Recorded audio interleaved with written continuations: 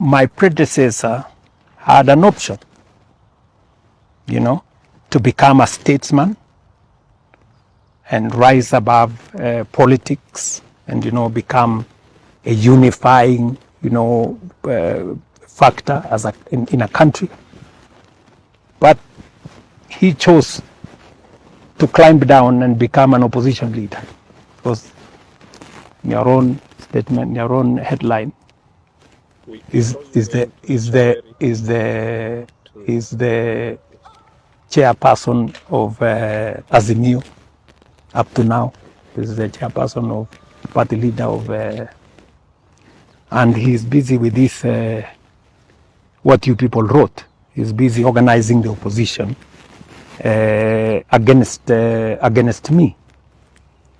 Of course, I have tried to persuade him, because I thought, as my former boss, I tried to, persuade him that maybe he could play a different role. In fact, I remember when I was thinking, about how to take Kenya to the next level, I went and sat down with the former prime minister.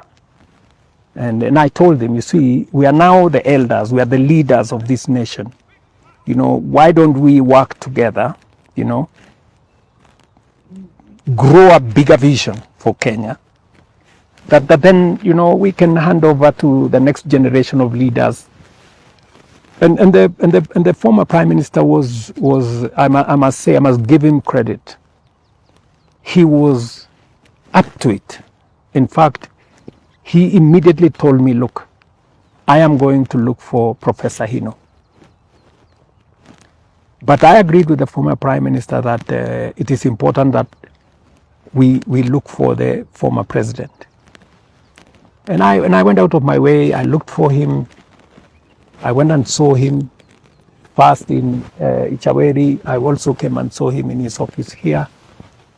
And then I talked to him to persuade him that, look, as a former head of state, the only one living now, please help us to, forge, a new, vision for the country.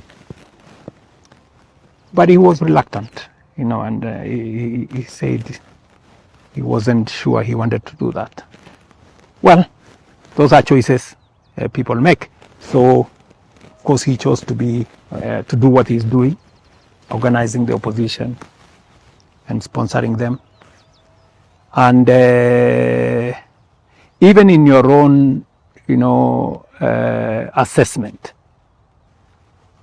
these people in the opposition, do they look that they have any idea of where they are going? In your estimation, can you explain how people who are supposed to be intelligent have no plan? They have no vision. They have no agenda. If you ask this one, he says, oh, I want to abolish Shah. Do you have an alternative? They cannot tell you.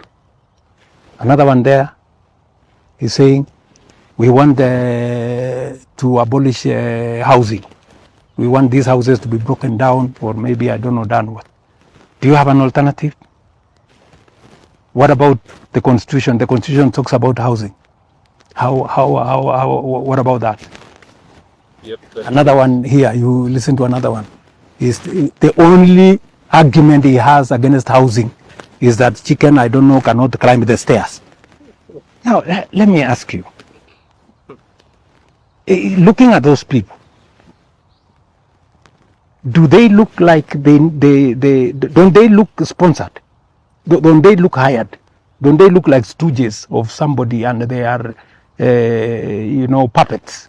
Because how do you explain people who are supposed to be reasonable, intelligent, lawyers, they've all of a sudden, they cannot even, the kind of reasoning. I had one of them when he was asked about, he said, my first is to come and abolish Shah. Why? Oh, the cost of dying has gone up. Really?